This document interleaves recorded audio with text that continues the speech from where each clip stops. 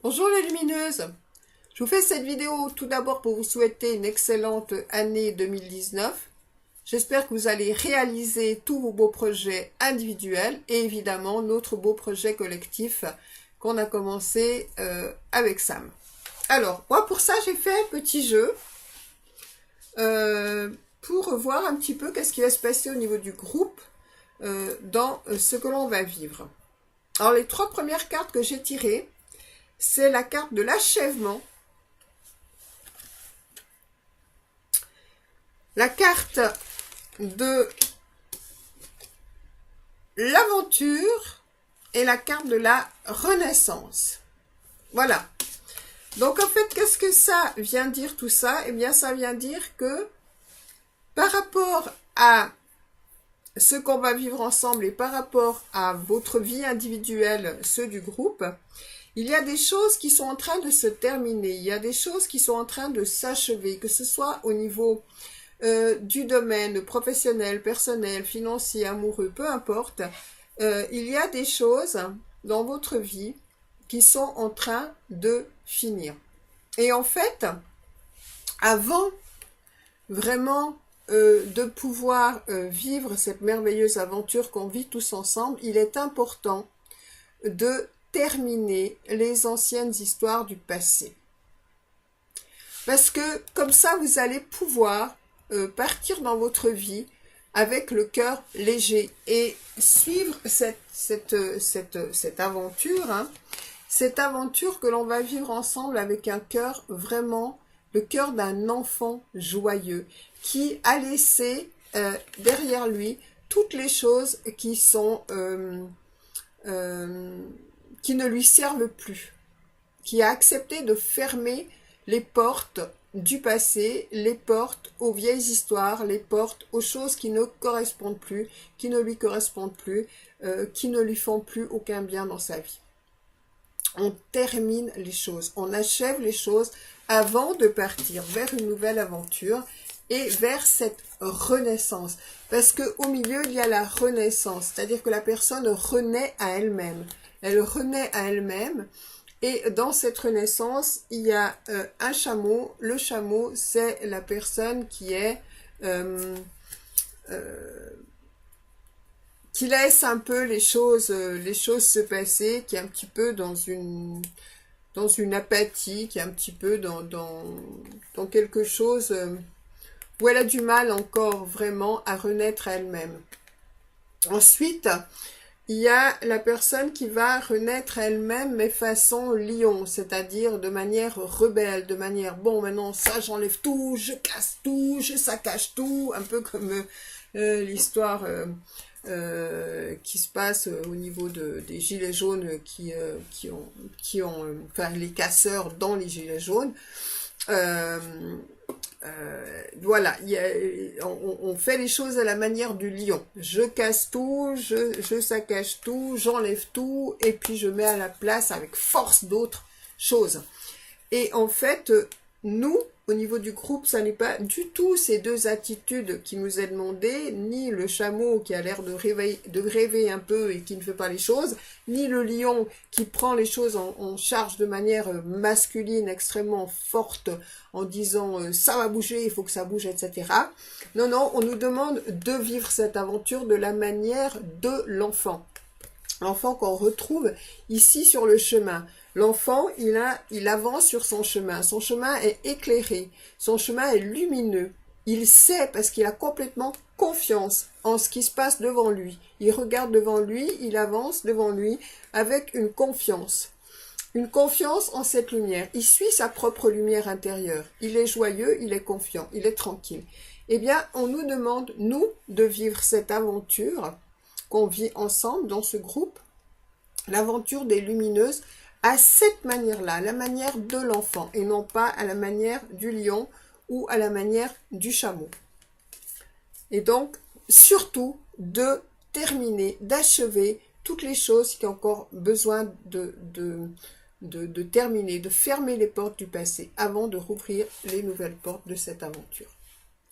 Donc, toutes les lumineuses qui n'ont pas encore vraiment fermé ces portes, Moi, je vous invite à aller regarder dans votre vie les portes qui ont besoin d'être fermées, les choses qui sont en train de s'achever et de lâcher tout ça.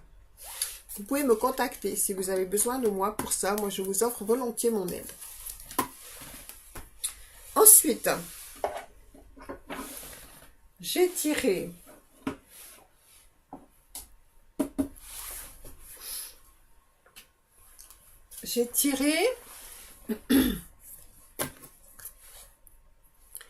avec justement le tarot zen. Donc ça, c'était ce qu'on va vivre, les choses qu'il y a à faire pour pouvoir vivre cette aventure-là.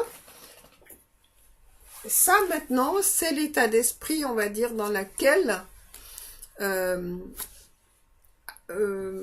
vivre cette aventure. Alors, c'est assez rigolo parce que c'est un petit peu ce qu'il y a déjà dans ces 3 autres cartes, puisqu'en fait, il y a la lutte, qui symbolise le lion, la confiance, qui symbolise l'enfant, et les amoureux. Alors, les amoureux, c'est une carte majeure du tarot. D'ailleurs, il y a beaucoup de cartes majeures dans ce tarot, ce qui veut dire que c'est quelque chose d'important qu'on est en train de mettre en place. C'est pas quelque chose de léger qui passe comme ça. C'est vraiment quelque chose de solide, de concret, d'important. Alors, qu'est-ce qui se passe? Là, on a les amoureux. Les amoureux, ils ont un choix à faire. L'amoureux, le choix qu'il a à faire, c'est le choix du cœur. Il a d'un côté le choix, le mental et tout ça, avec toutes les peurs qu'il peut lui raconter, toutes ces histoires, et de l'autre côté, le choix du cœur. Donc nous, ce qui nous est demandé au niveau du groupe, c'est de vraiment faire le choix du cœur. Quelles que soient les actions qu'on va poser au niveau du groupe des lumineuses, c'est vraiment le faire avec le cœur. Alors ça tombe bien, puisque de toute façon, Sam nous rabat les oreilles avec le mot amour et l'amour. Hein, donc, on est vraiment dans cette dynamique-là, la dynamique de l'amour. Le choix du cœur. Alors, ce choix du cœur, il est accompagné par la confiance intégrale, puisque là, on voit quelqu'un qui saute dans le vide. Et c'est vrai qu'il nous est demandé quelque part de sauter dans le vide, de ne pas avoir peur, d'y aller, quoi. Quand on sent que le cœur parle, que le cœur est en train de nous raconter quelque chose, eh bien, derrière, on le fait, on n'hésite pas. On ne cherche pas à avoir une sécurité, de savoir le pourquoi, du comment, du machin, on y va. Si le cœur nous parle, on suit son cœur, et on suit son cœur de manière complètement spontanée, avec une confiance totale. Ce qui veut dire qu'en fait, on ne vit pas les choses avec la lutte. On ne vit pas les choses dans le sens du pouvoir, dans le sens de lutter, dans le sens de contrôler, dans le sens d'aller chercher des choses comme ça à l'extérieur, dans le sens d'attraper, d'agripper. Non, on lâche tout combat, on lâche toute lutte, on lâche nos combats intérieurs, on lâche nos combats extérieurs, qui sont d'ailleurs les mêmes, puisqu'en fait on génère au niveau de l'extérieur ce qu'on vibre. Donc on lâche la lutte. On lâche le contrôle et on va confiant, comme un enfant. On se jette dans le vide quelque part et on fait le choix du cœur.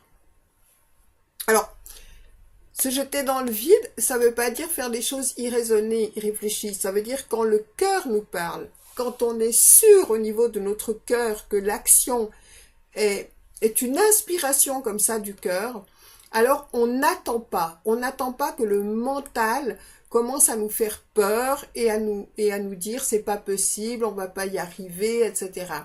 On a cette confiance totale de se dire oui c'est possible, oui je vais y arriver, c'est évident, si mon cœur a parlé, je n'ai qu'à le suivre et à le suivre avec cette confiance totale. Voilà, ça c'est l'état d'esprit dans lequel vivent cette merveilleuse aventure. Ensuite, j'ai tiré les cartes, on va dire, qui sont les cartes principales de ce fameux tarot zen. Et ce qui est assez marrant, c'est qu'on commence avec la source. La première carte que j'ai tirée, c'est la source. D'abord, je vous montre les cartes. La deuxième, c'est la banalité. Ensuite, on a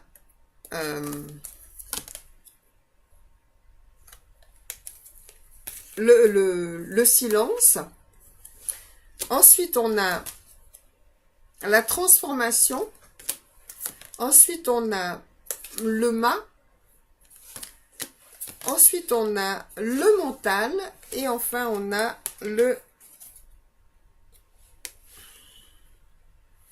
la solitude. Alors,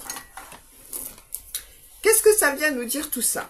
Donc, je prenne un petit peu de place pour regarder un petit peu ce que ça va nous raconter, toute cette histoire-là.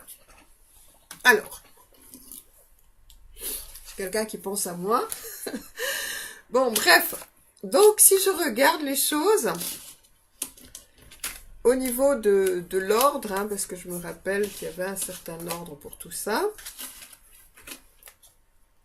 Si je regarde les choses, je peux voir que au départ, ce qu'on nous dit, c'est de se connecter à la source, à ce qu'on est vraiment. La première des choses avant de commencer cette aventure pour chacun, c'est de se connecter à sa source, de se connecter à ce qu'on est vraiment, pas la partie humaine duelle, mais la partie une, la partie qui sait. De se connecter à cette source et de lui demander quel est mon rôle dans ce groupe, quel est mon rôle dans ces projets qui sont en train de se mettre en place. Où c'est que moi, j'ai à faire quelque chose? Dans quoi, moi, j'ai quelque chose à faire dans cette histoire-là? Où est ma place? On a vu tout à l'heure, pour trouver sa place, il faut évidemment laisser tomber tout ce qui n'a plus lieu d'être. Alors, se connecter à sa source, on peut le faire de différentes manières. Sam, tu proposes souvent d'aller dans la nature, et c'est vrai que la nature est quelque chose d'extrêmement précieux pour se reconnecter à sa source. Puisqu'en fait, là, on est vraiment dans un endroit, on est vraiment dans un moment privilégié où en fait, on est dans une forme de silence et là, on peut facilement se reconnecter à sa source. Alors, la nature, ça peut être évidemment la forêt, ça peut être la mer, ça peut être, peu importe, hein, la montagne, la campagne. Un endroit où vous êtes particulièrement tranquille, où vous vous sentez particulièrement serein, vous êtes particulièrement zen. C'est le tarot zen, c'est rigolo. Bon, alors ce nez qui pique, c'est affreux. Et arrêtez de penser à moi, ça va bien comme ça, s'il vous plaît. Que je puisse terminer ma vidéo tranquille. Et donc voilà, donc c'est se reconnecter à sa source pour aller demander à sa source directement à qui on est, quel est mon rôle dans cette histoire. Alors ce qu'on dit justement, c'est d'écouter cette source, d'écouter cette voix intérieure, de noter, comme dit Sam, de noter dans le cahier magique les conseils qu'elle va nous donner, la petite phrase qu'elle va nous donner, les petits mots qu'elle va nous donner ou les inspirations qu'elle va nous donner. Et faire ce qui est dit par cette source vraiment sans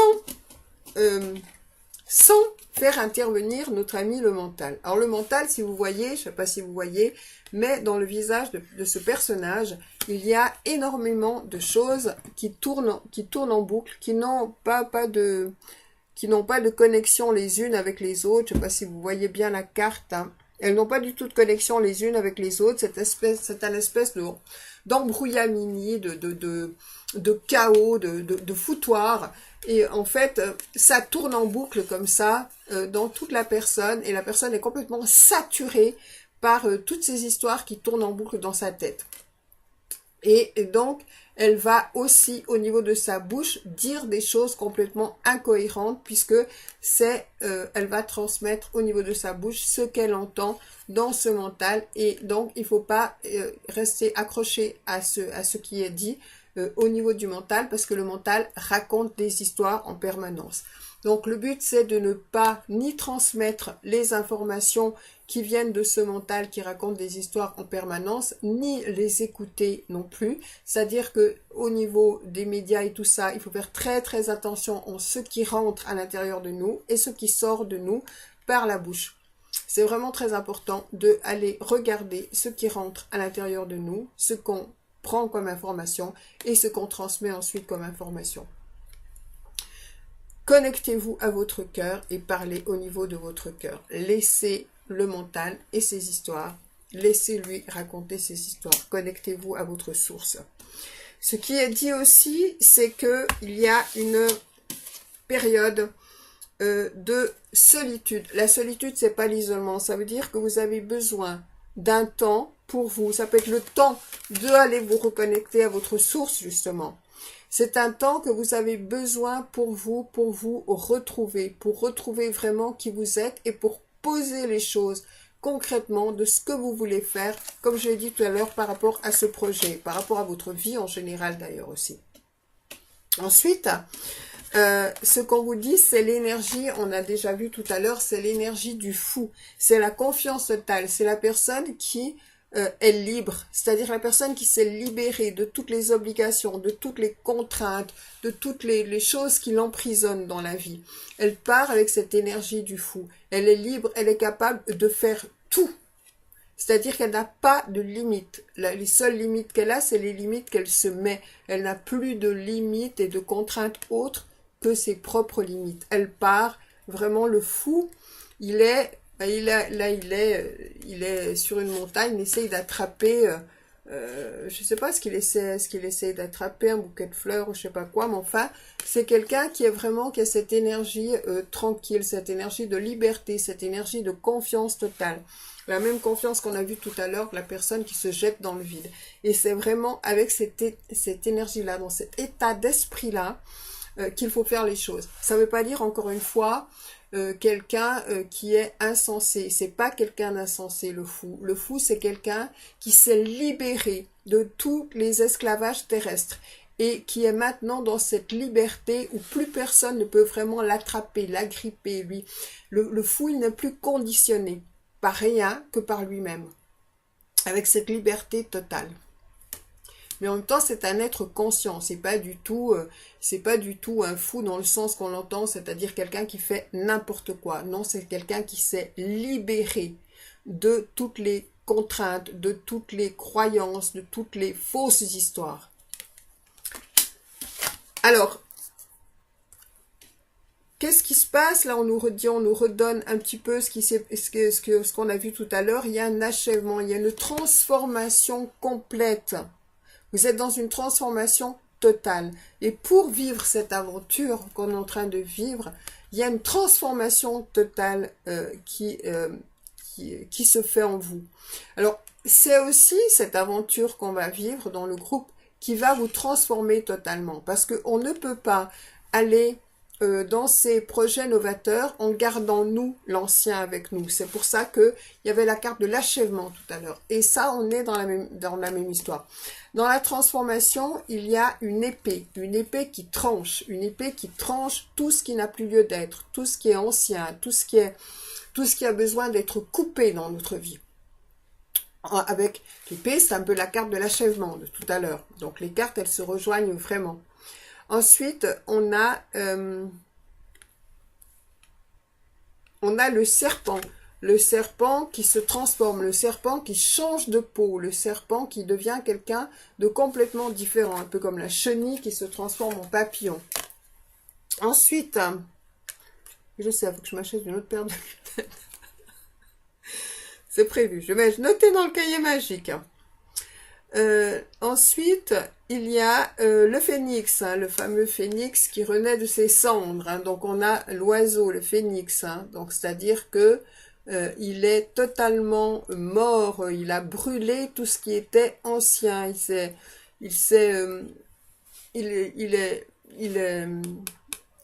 un nouvel animal qui renaît de ses cendres. Ensuite, on a le yin et le yang, donc ça veut dire que on s'occupe de sortir, d'épouser les choses et non plus de les opposer. C'est-à-dire d'épouser cette apparente dualité pour retourner à l'unité. Ne plus être dans les conflits, le combat contre quelque chose. Ensuite, on a la personne qui se libère de ses chaînes, qui casse les chaînes de l'enfermement dans lequel elle était prisonnière jusqu'à maintenant. Donc ça, au niveau du groupe, c'est soit vous avez déjà, vous, commencé à faire toutes ces libérations, toute cette transformation, vous êtes dans ce processus-là, soit vous allez, au niveau du groupe, vous transformer complètement. Cette libération va se faire au sein du groupe et dans l'aventure qu'on va vivre ensemble. Ensuite,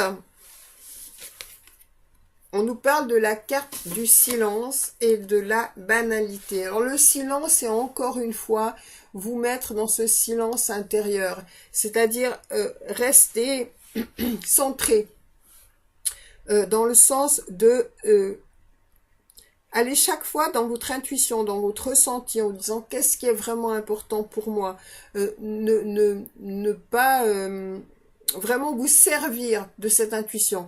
Qu'est-ce que j'ai à faire juste maintenant? Et de ressentir à l'intérieur de vous, non pas de penser, mais de ressentir à l'intérieur de vous, là où vous êtes appelé à aller.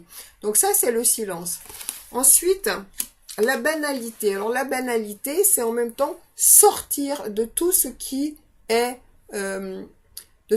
banal dans votre vie, de tout ce qui vous amène vers une espèce de mort, vers quelque chose qui stagne dans votre vie. Mais c'est aussi aimer la banalité de la vie, c'est-à-dire être uni à la source dans les gestes de tous les jours, dans ce que vous faites au quotidien. Au niveau de ce groupe, ça peut être mettre des simples petits posts, mettre quelque chose, mais ça vient du cœur, ça vient de la source et ça n'est pas banal. Le quotidien que vous vivez, vous pouvez le sublimer. Quand vous faites à manger, un simple repas peut devenir un vrai festin par rapport à l'attention que vous allez y mettre, par rapport à l'amour que vous allez y mettre. Le moindre geste du quotidien peut être quelque chose d'absolument magnifique par rapport à l'amour que vous allez mettre dans ces choses-là. Donc, ne considérez pas votre quotidien et les gestes de tous les jours comme quelque chose de banal et de peu important. Voilà. Donc ça, c'est par rapport au tarot zen. Maintenant, j'ai évidemment tiré d'autres cartes avec d'autres jeux.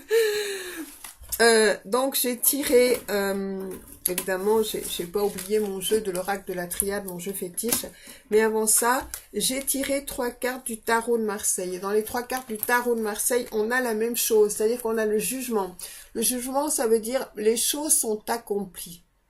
Quand on dit au niveau de la Bible, pour ceux qui connaissent, les temps sont accomplis, on parle du jugement dernier, eh bien ça y est, on est dans ce fameux jugement dernier. Les temps sont accomplis.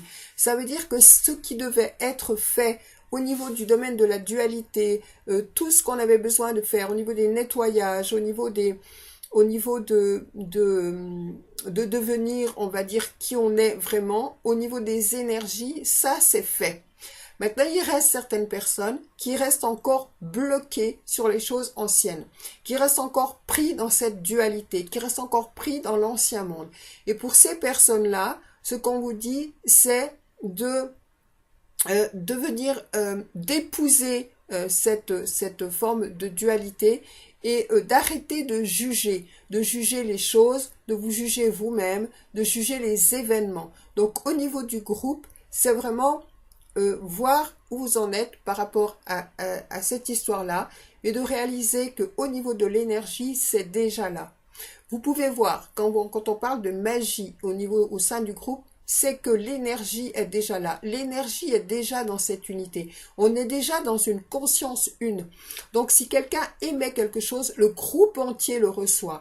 Et il y a une manifestation physique qui découle de ça. C'est ça qu'on veut dire dans cette carte du jugement. Ensuite, il y a la mort, il y a la transformation. C'est ce que je viens de vous dire tout à l'heure. C'est le moment de trancher. La mort, qu'est-ce qu'elle fait? Elle coupe. Là, il y a des têtes à ses pieds, des têtes, voilà, des têtes, des mains, et tout ça. Elle coupe, elle tranche dans le vif du sujet. C'est-à-dire que tout ce qui n'a plus lieu d'être dans votre vie, eh bien, il faut le couper, il faut le trancher, il faut ne plus le garder avec vous. C'est le moment de prendre des décisions fermes sur certains sujets. C'est-à-dire que il y a des choses qui ont duré pendant trop longtemps et maintenant c'est le moment de dire stop, je tranche, je coupe, j'arrête ça, je pars vers autre chose. Et on part vers autre chose avec le battleur. Le battleur, c'est après, quand il y a eu l'achèvement, quand l'ancien cycle s'est terminé, le battleur, il part avec quelque chose de complètement nouveau. Et le battleur, eh bien, c'est nous. Le battleur, c'est nous, au niveau de ce groupe. On va dire que le battleur, c'est Sam, mais c'est chacun de nous. C'est-à-dire qu'on part vers quelque chose de complètement nouveau. On part vers quelque chose de nouveau, c'est-à-dire qu'on est nouveau déjà en nous-mêmes et on part avec quelque chose de nouveau.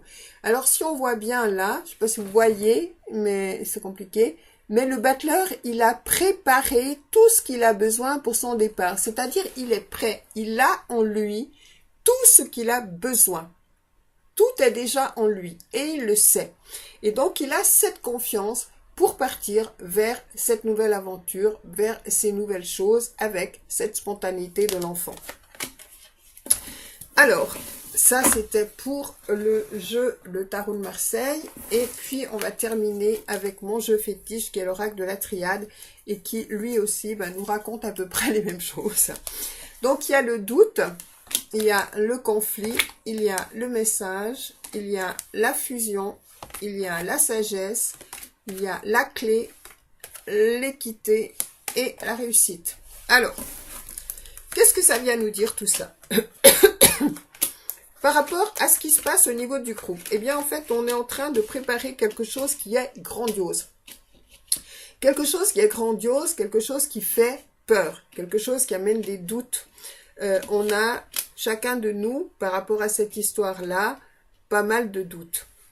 Et ça peut aussi provoquer des conflits intérieurs. J'y vais pas, je fais pas, mais si, mais ça, mais machin. Donc en fait, ce qu'on nous dit, c'est là-dedans, pour sortir un petit peu de ces doutes, de ces conflits intérieurs, qui peuvent créer des conflits extérieurs par la suite, eh bien, c'est encore une fois d'écouter. Donc on a le message, on a l'intuition. C'est-à-dire que, qu'est-ce que ces doutes et ces conflits viennent nous dire? C'est-à-dire, il y a une réponse à avoir à ça. Il y a une... c'est une information. On reçoit une information. Et en fait, le but, c'est d'écouter cette information. Qu'est-ce que ça vient nous dire?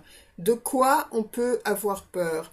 Et en fait, on va se rendre compte que ces conflits intérieurs, que ces doutes, c'est en fait les vieilles histoires qui ne sont pas terminées. C'est-à-dire que l'achèvement n'est pas tout à fait fait. Donc, on reste bloqué par des choses anciennes. On va aller chercher dans le passé des choses anciennes qui nous font peur.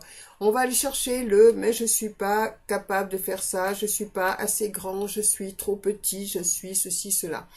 Et en fait, on va se rendre compte que tout ça n'a qu'une raison, c'est le mental. C'est-à-dire que c'est le mental qui met en doute. C'est le mental qui crée les conflits. Il n'y a pas de conflit autrement. Donc, en fait, ce qui est important, c'est de reprendre ce qu'on a vu précédemment et de sauter dans le vide avec cette confiance de l'enfant et de écouter les messages de son cœur et ensuite de les suivre sans attendre que le mental nous raconte des histoires, c'est-à-dire spontanément. Quand vous sentez de faire quelque chose, et ça, Sam, tu le dis souvent, quand vous sentez de faire quelque chose, faites-le tout de suite, pas demain, après-demain, dans 10 ans. Faites-le tout de suite parce que si vous recevez l'information à ce moment-là, c'est que c'est à ce moment-là que c'est bon de le faire pour vous. Si vous attendez, vous risquez de bénéficier d'énergies différentes qui vont perturber cette action, alors que si l'action avait été faite tout de suite, eh bien, elle aurait été complètement au niveau du feeling. Et en fait, vous auriez juste à suivre cette information tranquillement et toute la vie était avec vous pour ça puisque c'était le moment. Il n'y a pas de bon moment. Le bon moment, c'est tout de suite. Dès que vous recevez une information au niveau de votre intuition et que vous validez au niveau de votre cœur que c'est bon et que c'est bon pour tous, après l'action, elle est immédiate. Quand vous attendez, c'est là que les choses se compliquent. C'est là que les doutes et les conflits entrent en ligne de compte. Parce que si vous le faites directement, ça y est, c'est fait et le mouvement de la vie continue à vous donner les informations et les nouvelles choses à faire, etc. Si vous coupez ce mouvement de la vie en vous disant, vous décidez, je ferai ça plus tard, eh bien, tout le feeling qui va avec est coupé. Donc ça, il faut vraiment être très conscient de ça. Quand vous recevez un message, vous le faites immédiatement. Imaginez que le soleil se dise, oh ben tiens, finalement, je vais éclairer la terre demain parce qu'aujourd'hui, j'ai pas envie, je vais aller me promener, je vais me reposer, je suis fatiguée. Donc, allez, je me prends une petite semaine, on verra, je reviendrai dans une semaine. Si j'ai envie, c'est pas sûr. Si j'ai pas envie, tant pis, je me lève pas, je m'en fous. Imaginez si les éléments de la nature faisaient ça. On serait embêté. Ils reçoivent une information et ils la font immédiatement. Donc voilà ce qui est dit au niveau de ces cartes-là.